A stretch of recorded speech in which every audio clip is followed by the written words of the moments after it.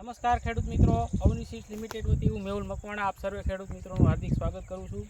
આજે આપણે એક અવનીની રિસર્ચ જાત જે છે અવની 19+ એના ફિલ્ડ વિઝિટની મુલાકાતે આપણે આવ્યા છીએ। તો સૌપ્રથમ આપણે ખેડૂતનું પરિચય લઈ લઈએ, ત્યારબાદ એમને જે આ તલનો પાક વાવેલો છે એના જે અનુભવો જે છે એ આપણે ખેડૂત પાસેથી મેળવીશું। તો રામ રામ, તમારું નામ? રૈયા શાગાભાઈ બચ્ચુભાઈ, તમારું ગામ? ધારપીપળા, તાલુકો રાણપુર, જિલ્લો બોટાદ, બરાબર છે। હવે તમે જે આ તલની વેરાયટી વાવેલી છે, આ તલની કઈ જાત તમે વાવી છે?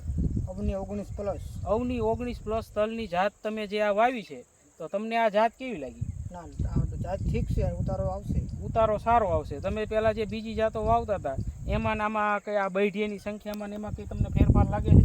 ડાળીયામાં બરઢા વધારે બેઠા છે, પછી ડાળીઓની સંખ્યા બીજી જાત કરતાં વધારે છે?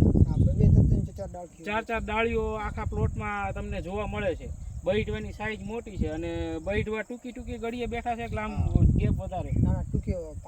ટૂંકી ગળીએ તમને બૈઢા બેઠા છે, તો ઉતારો તમને બીજી જાતો જે છે એની કરતાં વધારે આવે એવું લાગે છે અત્યારે?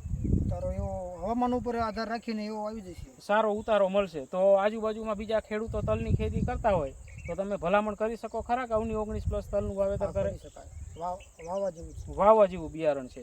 તો મિત્રો, અવની સીડ્સ લિમિટેડ વતી હું મેહુલ મકવાણા સર્વે ખેડૂત મિત્રોને ભલામણ કરું છું કે તમે પણ રિસર્ચ તલ અવની 19+નું વાવેતર કરો અને ઉત્પાદનમાં ડંકો વગાડો। આભાર।